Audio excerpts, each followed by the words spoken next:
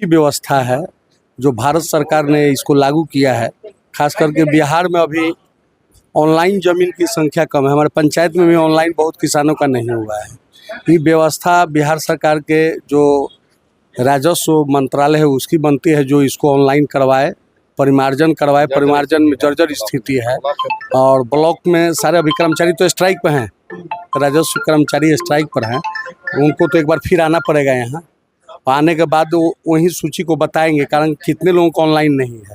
और मेरे पिताजी के नाम से ऑनलाइन है, मेरे नाम से ऑनलाइन है, मेरी माताजी के नाम से ज़मीन है, ऑनलाइन नहीं है। और ऑनलाइन कराने के लिए हम प्रखंड मुख्यालय हमेशा आते जाते हैं। इसका सबसे बड़ा समस्या है जो ब्लॉक में ऑनलाइन जो समस्या है, बहुत से किसान को बहुत परेशानी झेलना पड़ा है।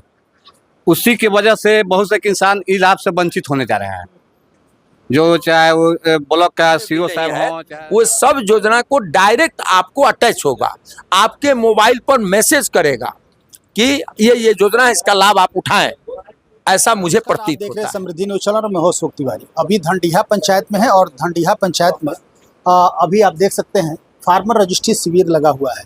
फार्मर रजिस्ट्री शिविर में क्या हो रहा है, किसानों को इससे क्या बेनिफिट होने वाला है, फार्मर रजिस्ट्री शिविर क्या है, इससे भोजपुर के तमाम किसान या बिहार के तमाम किसान या पूरे हिंदुस्तान के तमाम किसानों को क्या बेनिफिट होगा, आखिर क्यों ये ज़रूरी है, भारत सरकार इस पर विशेष ध्यान क्यों दे रही है, इस पर हम जानकारी प्राप्त करेंगे। धंडिया पंचायत में और भी बहुत सारे लोग आए हुए हैं, किसान सलाहकार हैं और भी लोग हैं। फिलहाल मैं जानना चाहूँगा, इस पंचायत के मुखिया हमारे साथ मौजूद हैं, इनसे हम जानने की कोशिश करेंगे। मुखिया जी, सबसे पहले स्वागत है समृद्धि न्यूज़। सबसे पहले आपके समृद्धि न्यूज़ चैनल को पंचायत की ओर से हार्दिक शुभकामना। जिसका नाम ही समृद्धि हो तो उसका चरित्र और स्वास्थ्य और उसका प्रचार प्रसार स्वयं समृद्ध हो जाता है। अच्छा मुखिया जी, जानना चाहेंगे जिस तरह ये शिविर आपके पंचायत में फार्मर रजिस्ट्री शिविर, चूँकि हमेशा से आप अपने पंचायत में इन तमाम चीज़ों पे लोगों को जागरूक करते रहते हैं, आज जो ये शिविर लगा हुआ है इसका मुख्य उद्देश्य क्या है और किसानों को इससे क्या बेनिफिट होगा? यह शिविर जहाँ तक आपके द्वारा बताया जा रहा है कि आज है, ऐसा बात नहीं है। ये पिछले चौथा या पांचवा शिविर ही लग रहा है।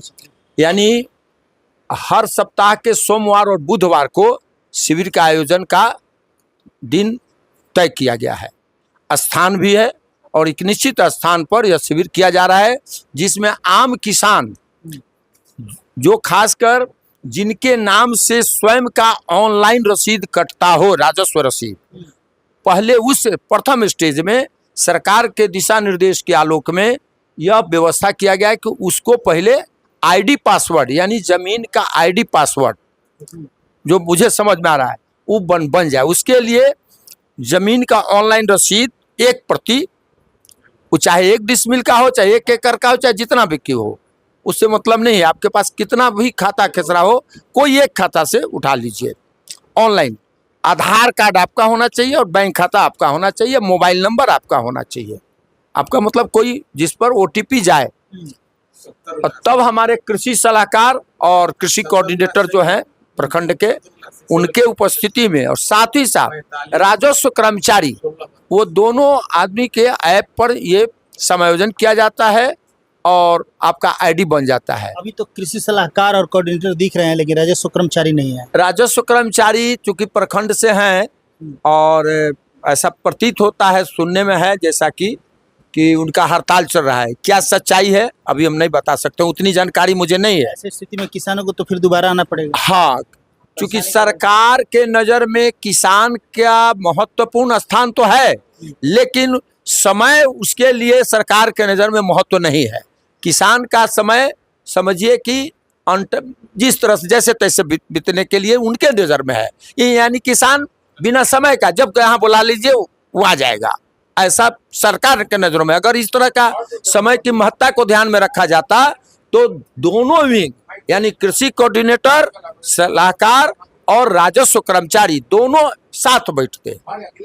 इस बात को सरकार को ध्यान देना चाहिए, हमारे बड़े पदाधिकारी को। अच्छा, एक किसानों को क्या बेनिफिट होने वाला है इस शिविर में? वो अपना रजिस्ट्रेशन दर्ज कराते हैं, आईडी बनता है उनका, इससे किसानों को क्या फायदा? देखिए, हम लोगों को जो सरकार के दिशा निर्देश के आलोक में जो बताया जाता है कि उसका एक आईडी बनने से जो आपाधापी हो रहा है कि हमारा ऑनलाइन नहीं है, तो पहले तो सभी लोग अपने ऑनलाइन कराने के लिए तत्पर होंगे। दूसरा, ये आईडी बन जाने से आप जिस तरह से आधार कार्ड से पैन कार्ड लिंक है, पैन कार्ड से आधार कार्ड, आपके सारे जमीन का एक पारदर्शिता हो जाएगी सरकार के नज़र में, और आपका भी जमीन को कोई दूसरा व्यक्ति खरीद फरोख्त नाजायज तरीका से उसका दुरुपयोग नहीं करेगा, ऐसा मेरा मानना है। इसका तकनीकी और क्या जानकारी है, ये तकनीकी विशेषज्ञ बता सकते हैं, और उसकी जानकारी लेने के बाद हम बता सकते हैं। मतलब इससे जो आईडी बनेगा, जो आईडी जनरेट होता है, उससे सरकार ये पता कर लेगी कि आपके नाम से कहाँ कहाँ ज़मीन है, आप कहाँ कितना ज़मीन है, कहाँ कहाँ ज़मीन, ये सब पता चल जाएगा। ये पता तो चलेगा ही, और दूसरा चीज़ क्या है, उस किसान का लाभ होगा कि उस जमीन से, यानी आप वास्तविक किसान हैं तो उसका जो बेनिफिट होगा तो डायरेक्ट सरकार डीबीटी के माध्यम से आपको लाभ पहुंचाएगी, चाहे वो किसी प्रकार का खेती का बात हो, सिंचाई से संबंधित हो, बुनाई से संबंधित हो, या फसल बीमा से संबंधित हो, या आपको किसान समृद्धि योजना से संबंधित हो, यानी अनेकों योजनाएं जो मुझे जानकारी में भी नहीं है, वो सब योजना को डायरेक्ट आपको अटैच होगा, आपके मोबाइल पर मैसेज करेगा कि ये योजना है, इसका लाभ आप उठाएं, ऐसा मुझे प्रतीत होता है। यह योजना बहुत अच्छी बात है, और इसके लिए हम चाहेंगे कि हम सभी किसान मिलकर, कुछ त्रुटि भी आता हो तो उसका दूर करके इस पर सदुपयोग के साथ इम्प्लीमेंट कराने में सहयोग किया जाए। तो किसानों का एक आईडी बन रहा है, और इससे तमाम, जैसे कि जो मैसेज मुखिया जी के द्वारा मिला कि किसान का कितना ज़मीन, कहाँ कहाँ ज़मीन है, और उचित जगह पे जो भी सरकार किसानों को मुहैया कराना चाहती है, खेती करने के लिए जो व्यवस्था होनी चाहिए, वो तमाम चीज़ किसान तक पहुंच पाए, इसके लिए ये व्यवस्था की जा रही है। इसके लिए हर पंचायत में शिविर लग रहा है, किसानों को बढ़ चढ़ के इसमें हिस्सा लेनी चाहिए, और किसानों को अपना रजिस्ट्रेशन इसमें पंचायत के सभी जनप्रतिनिधियों और सभी किसानों का मैं इसमें भाग लेने के लिए आमंत्रित करता हूं, और जो पहले हम लोग से संपर्क कर चुके हैं उन्हें मैं बधाई भी देता हूं कि इस योजना में वो लोग सहभागिता निभाएं। आप कोऑर्डिनेटर हैं? जी, एग्रीकल्चर कोऑर्डिनेटर हुए मैं। अच्छा, एग्रीकल्चर कोऑर्डिनेटर है। आप हमें ये बताइए कि जो किसान ये पंजीयन कराने आ रहे हैं, तो उन लोगों को क्या क्या प्रोसेस से गुजरना होता है, क्या क्या डॉक्यूमेंट उनकी चाहिए? सर्वप्रथम उनका मैं आधार कार्ड अन्य बड़े निर्धारित ऐप में हम लोग डालते हैं, जो आपके सामने अभी हम डाले हैं। इनका फेस से हम लोग उनका वेरिफिकेशन करते हैं, EKYC। इसके बाद स्वतः वो ऑटो हो जाएगा लॉगिन पर कर्मचारी के, और जो खाता खेसरा वो डालेंगे फार्मर का, मिले हुए बॉकेट में अगर उनका संचालित सही मिलता है तो उनका आईडी जनरेट हो जाएगा स्वतः। और इस आईडी जनरेट करने के पीछे भारत सरकार के कृषि मंत्रालय की जो माने उद्देश्य है कि हम लोग जमीन की ज्यों ही रजिस्ट्री हम लोग आपस में किसान आदान प्रदान अपना करते हैं, तो दाखिल खारिज करने के लिए उनको गतिविधि बहुत तमाम झेलना पड़ता है। तो वो ज्यों ही इस योजना में रहेंगे तो उनका ज्यों ही ट्रांसफ़र होगा ऑनलाइन रजिस्ट्री से, तो जो खरीदे हैं उनके नाम पर स्वतः जाने में भी इससे सुविधा अटैच किया गया है। और कृषि मंत्रालय के जितना योजनाएं हैं हम लोग डायरेक्ट, जिससे मुखिया जी भी इसके पूर्व में जो आपसे अवगत कराए हैं, किसान को इससे बेनिफिट डायरेक्ट हम लोग देने के लिए। डायरेक्ट कैसे होगा? सिर्फ आधार कार्ड से डायरेक्ट आप कैसे? उनका जो हम लोग जो आईडी जनरेट करेंगे उस आईडी में उनका डॉक्यूमेंट्री में बैंक अकाउंट्स भी डिटेल्स उसमें पड़ रहा है। हाँ, यही हम जानना चाह रहे थे कि किसान का क्या क्या डॉक्यूमेंट लग रहा है। किसान से हम लोग देखिए डॉक्यूमेंट जो हम लोग लिए हैं, जैसे बैंक का डिटेल्स भी इसमें है। आधार कार्ड आपने लिया है जी, बैंक पासबुक बैंक इसमें IFSC कोड उनका अकाउंट पड़ गया, ये जमीन का डिटेल्स है, खाता खेसरा वगैरह इसमें। जी, रसीद भी मिलता है। हाँ, रसीद है, खाता खेसरा जो उसके बाद उनका पंजीयन हो जाएगा, पंजीयन ऑटो जी, और जब जनरेट होगा तो उनको हम लोग प्रोवाइड करा देंगे उनका डिजिट नंबर। अच्छा, जो किसान इससे वंचित रह जाते हैं, जिन लोगों का ये नहीं हो पाता है, चाहे ऑनलाइन रसीद नहीं कटा है, तो उनको नुकसान अभी क्या? तक तो हम लोगों को इस तरह का डायरेक्शन नहीं है। जिनका भी कटा है उसका हम फर्स्ट फेज में हम कर रहे हैं। सरकार का जो निर्देश होगा आगे से हम उसको भी। कितने लोगों को अभी तक आप लोगों को? हमारे यहाँ सर अभी तक EKYC हम लोग कर दिया है, आपके समक्ष में रखना। दूसरी बार आप नहीं, ये 5वां 6ठा किसी कितने लोग आपने? 136 EKYC कर चुके हैं, जबकि कर्मचारी हड़ताल पर होने के कारण अभी तक 28 ही डाउन हुआ है। राजस्व कर्मचारी हड़ताल पे हैं। हड़ताल पर तो ये दोबारा से फिर ये 136 किसानों को फिर से आना पड़ेगा? जी, अगले कैंप में हम लोग इसे कहीं किसानों के साथ तो परेशानी। हाँ, मैं आपके चैनल माध्यम से मैं आगाह भी करूंगा कि सरकार इसको माने जो कर्मचारी की समस्याएं हैं ये सुलझाएगी, ताकि किसान को हमारे दोबारा यहाँ ना आना पड़े। हालांकि ये बहुत अच्छी चीज़ है। कहीं ना कहीं इस तरह का जो पंजीयन हो रहा है फार्मर रजिस्ट्री शिविर आपके हर पंचायत में हो रहा है। किसानों को बढ़ चढ़ के हिस्सा लेना चाहिए। आप अपना रजिस्ट्रेशन कराइए, इससे कहीं ना कहीं आपको बेनिफिट है। चूँकि डिजिटल दुनिया है तो हर चीज़ डिजिटल हो जाएगा। तो जो बिचवलिए होते हैं, जो इधर उधर से अपना ये करते हैं, वो उससे आप बच जाएंगे। यदि आप ऑथेंटिक किसान हैं, यदि सही में आपकी ज़मीन है, आपके नाम से है, आपके नाम से रसीद कटता है, तो सरकार की वो तमाम बेनिफिट आपके खाते तक जाएगी।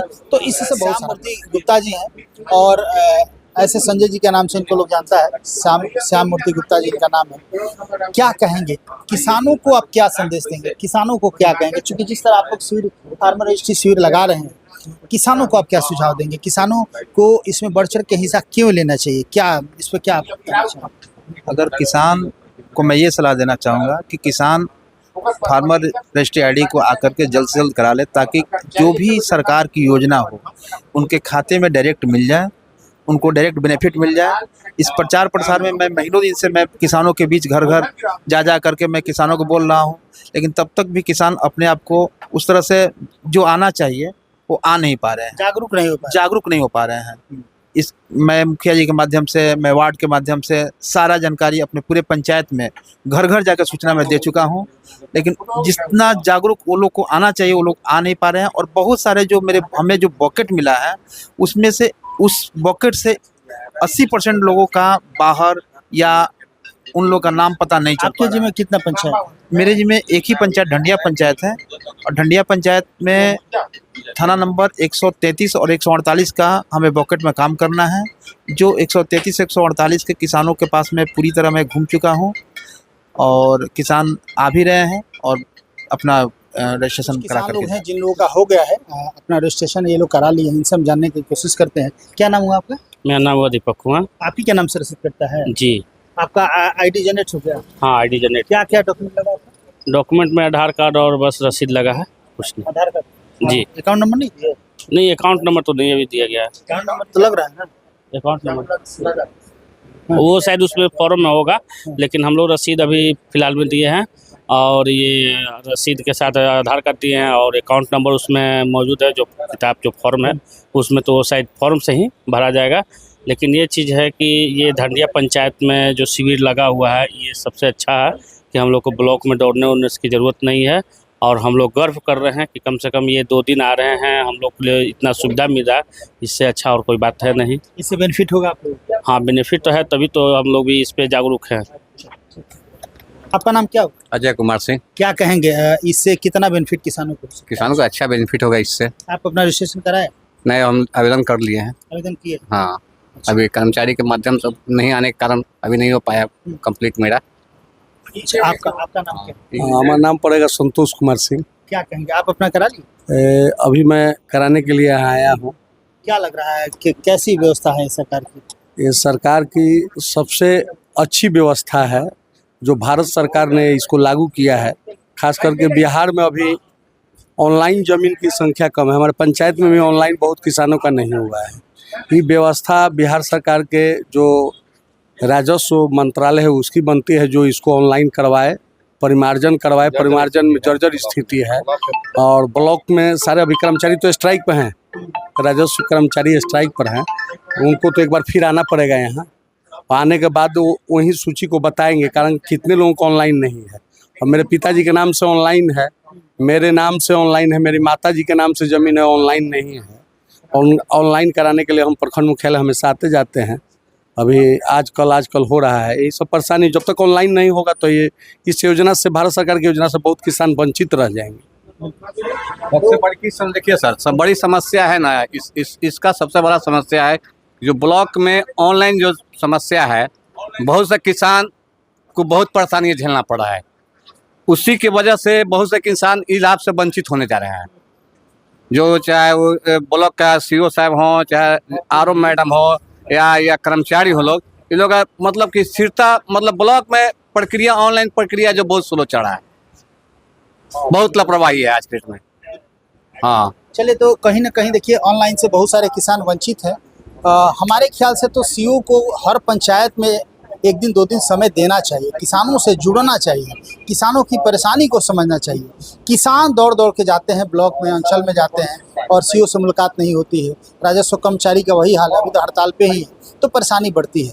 यदि सही में सरकार का साथ देना है, सही में किसानों को यदि आप लोग चाहते हैं कि उनका बेहतर कुछ हो, तो कहीं ना कहीं आप लोगों को समय देना होगा, तमाम जितने भी अधिकारी हैं, ताकि तमाम किसानों का निदान हो सके।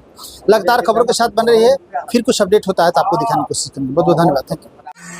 Divya Vatsalya Mamta fertility centre private limited, more than 65,000 IVF successful cases. माता पिता बनने की ओर अपना पहला कदम बढ़ाएं, IVF अपनाएं। कई राष्ट्रीय एवं अंतर्राष्ट्रीय अवार्ड से सम्मानित डॉक्टर रश्मि प्रसाद, विश्व स्तरीय तकनीक, ICSI, IVF, IUI, blastocyst transfer की समुचित व्यवस्था। 234, 235 लड्डू गोपाल मिष्ठान भंडार के नजदीक, पाटलिपुत्रा कॉलोनी, पटना।